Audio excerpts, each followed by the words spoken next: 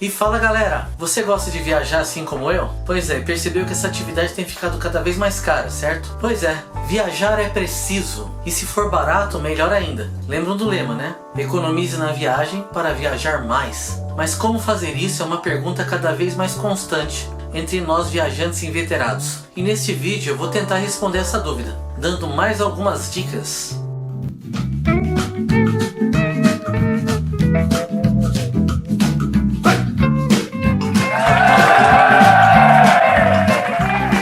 Pois é pessoal, viajar com dinheiro contado é realidade para muita gente, entre as quais eu me incluo. E espero que esse quadro aqui no canal Gordinho na Trilha possa ajudar vocês cada vez mais. E só para garantir, já vou fazer aquele lembrete clássico, pedindo para ninguém esquecer de curtir o vídeo e compartilhar com todos aqueles seus amigos que também estão precisando economizar uma graninha para viajar. E a dica número 1 é para quem quer conhecer outros países. O negócio é escolher países de baixo custo, e que na maioria das vezes são países que têm moeda mais fraca do que o real. Tá difícil hoje em dia achar, mas tem.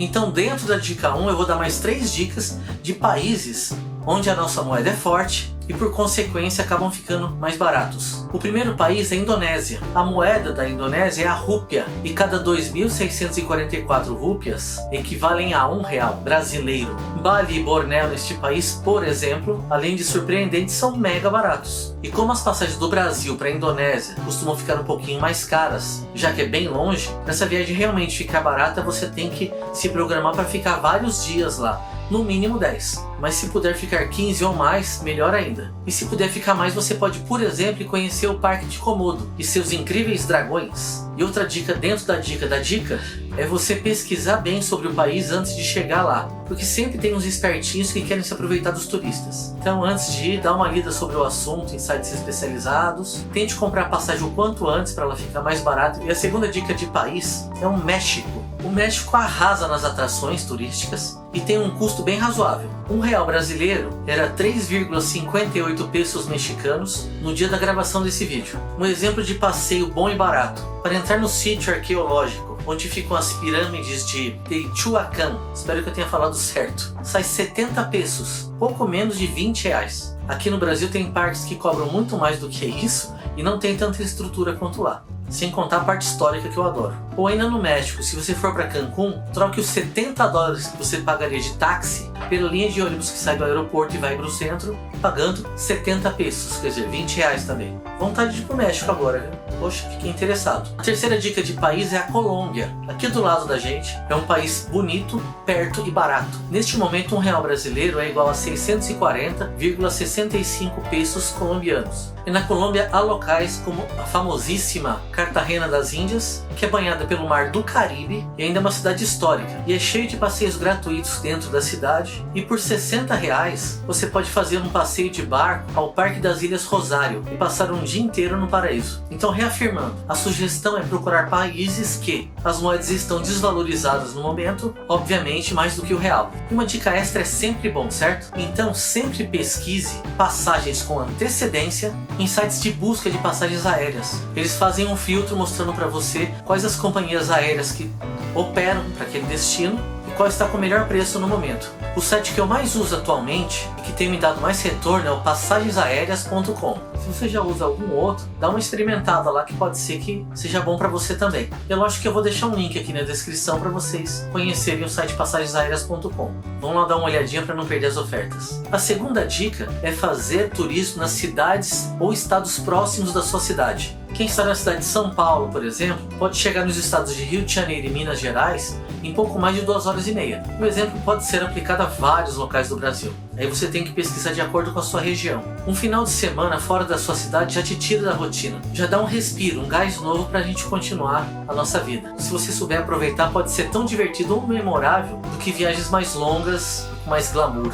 Eu já fiz inclusive um vídeo dando dicas de escapadas de final de semana próximas à cidade de São Paulo. E eu quero estender isso inclusive para outras cidades. Mais pra frente vocês vão ver. Mas agora eu vou dar 2 dicas rápidas de cidades próximas ao Rio de Janeiro, até para quem não é do Rio e está passeando por lá de repente conhecer essas cidades.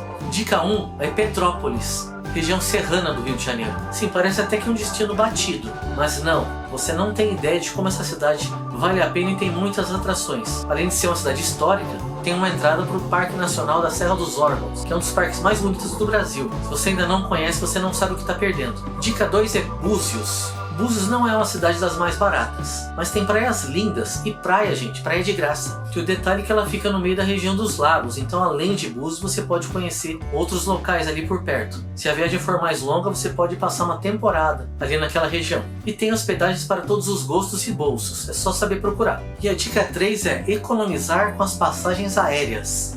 Eu já dei dicas de como economizar com passagens aéreas num outro vídeo aqui desse quadro. Vou deixar linkadinho aqui em cima para vocês darem uma olhada depois. Assim complementa a informação que eu vou dar agora. Passagens aéreas são o maior calo nos sapatos de quem quer economizar em viagem. Precisam de muita atenção, trabalho e perseverança para serem encontradas com bons preços. Há vários sites que divulgam promoções, assim como sites comparadores de preços. Como exemplo, nós temos, por exemplo, o decolar.com, temos o Google Voos, que também lista bons preços. Tem o passagensaéreas.com, que eu acabei de comentar na dica anterior, em que vale bastante a pena, que eu deixei o link aqui na descrição. E o macete é que a maioria desses sites tem uma ferramenta de alerta. Você configura um alerta de preços no site e ele te avisa quando essas passagens mudarem de preço. Você pode deixar para te avisar quando baixarem de preço ou simplesmente para quando mudarem de preço. E aí fique esperto que quando isso acontece você tem que correr lá e fechar a passagem se ela estiver no preço que você gostaria. Outra dica é usar as escalas longas a seu favor. Esse tipo de voo normalmente é mais barato. Então se você vai para algum destino e o voo tem uma escala, sei lá, de 12 horas em alguma cidade que você gostaria de conhecer, pesquisa o que você poderia fazer durante, não 12 horas, que senão você pode perder o voo, né? Mas se você tiver 8 horas para conhecer a cidade X, o que eu poderia fazer? Aí aproveita, compra essa passagem e faz 2 destinos em um. Amsterdã, por exemplo, é um grande hub de escalas na Europa. Então aí você pega aí algumas dicas de o que você pode fazer nesse meio tempo que você tiver, por exemplo, em Amsterdã. Pegar o trem ali para a cidade e conhecer lá um museu, um bar legal, tomar um café ali do lado do canal, e procurar o que você mais gosta de fazer. Mais uma opção é você chegar numa região por um destino e sair por outro. Também na Europa isso é muito comum. Como a maioria dos países são bem próximos e não são muito grandes, você desce numa cidade A, conhece o que você tiver que conhecer ali, pega lá o Eurotrem, que é super famoso, e vai para outros locais. Aí tudo depende do tempo que você tem. E essa dica pode ser adaptada para qualquer lugar do mundo. Eu comentei a Europa por ser um destino muito famoso para se fazer esse tipo de coisa. Inclusive dá para fazer no Brasil, que é um país continental. E ainda tem a opção de você usar milhas. Mas milhas tem tanto macete, tantos detalhes fora do que se já conhece, que eu vou ter que fazer um vídeo falando sobre milhas. Inclusive, se vocês querem um vídeo onde eu trago várias dicas de como acumular milhas, como ganhar milhas e usá-las a seu favor, coloca aqui nos comentários para eu saber se eu devo fazer esse tipo de vídeo ou não. E vamos para a dica 4. Usar menos malas para viajar. Isso tem muito a ver com economizar com passagens. Viajar leve é a melhor opção. E o negócio é usar uma mala de mão. Como eu já falei também em outro vídeo, que eu vou deixar na descrição. Na verdade eu vou fazer o seguinte, eu vou deixar uma playlist sobre economia de viagem aqui embaixo, depois vocês dão uma olhadinha lá. Vou deixar aqui também, de repente você já clica e já deixa marcado. Então, usar uma mala de mão é fundamental para você conseguir uma viagem mais econômica. Gente, despachar bagagem está cada vez mais caro e mais chato. Sem contar que toma tempo, e tempo numa viagem para mim é dinheiro. Qualquer segundo que eu puder economizar, melhor. Eu já me dispus, inclusive, num outro vídeo, para você conseguir viajar muitos dias só com ela.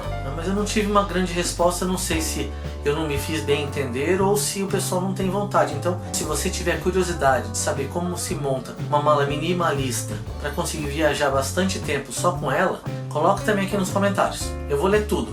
E a dica número 5 é saber escolher a época certa para se viajar. Eu sempre dou aquele exemplo de que ir para o Caribe em época de furacão pode ser mais barato, mas não é boa ideia. Normalmente, para eu saber se é uma boa ideia ir para algum destino ou não, eu me faço 2 perguntas. Uma é se aquela época do ano tem o clima correto para que eu possa viajar e aproveitar aquele destino corretamente.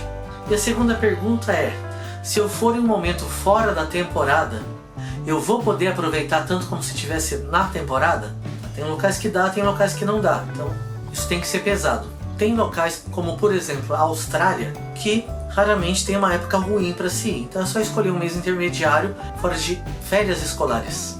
A dica número 6 é você procurar cozinhar as suas próprias refeições durante a viagem. Tem que dar muita importância a esse quesito. Se não cuidar, as refeições acabam às vezes ficando mais caras do que a própria passagem.